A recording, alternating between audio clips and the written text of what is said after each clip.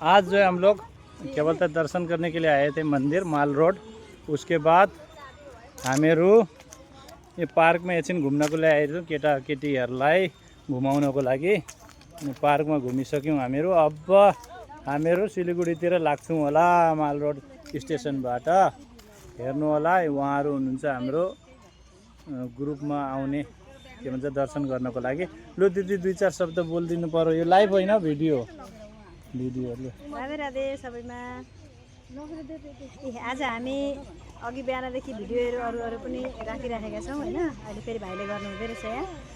आज त्यही हो, हामी भजन मण्डलीबाट आइरहेको थियौँ। अब नानीहरू छन् हाम्रा, साना थिए नानीहरू भजन थाल्दाखेरि। अहिले अलिक ठुला भयो, 3-4 वर्षमा निकै ठुला भएछन्, आज याद भयो।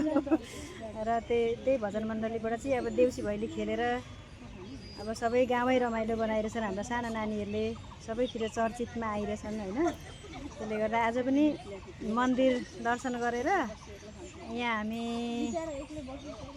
यहाँ पार्कमा घुमाउन लिएर आयो क्या। यहाँ अब आमाहरू चाहिँ सबैजना आमाहरू यहाँ बस्नु भएर चाहिँ नानीहरू खेल्दैछन्, रमाउँदैछन्। त्यस्तै चाहिँ आज रमाइलो भयो।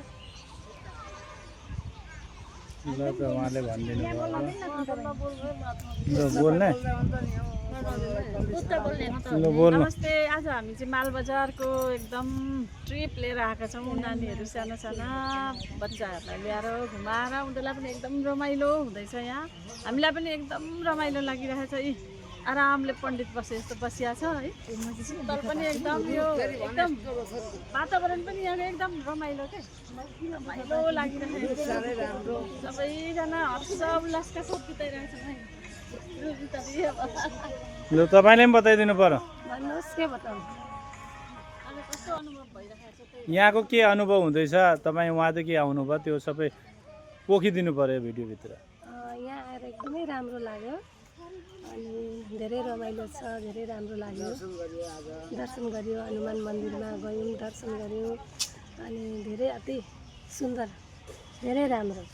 ल हवस् त। लु दिपाजी हजुर 2-4 शब्द बोलिदिनु पर्यो। नमस्कार सबैजनालाई।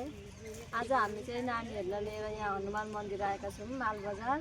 साह्रै राम्रो रहेछ, यहाँ पार्क पनि रहेछ। हामी नानीहरूलाई लिएर आएका छौँ। नानीहरूमा रमाइलो गरिरहेछन्, हामी पनि यहाँ रमाइलो गरिरहेछौँ सबैजना बसेर।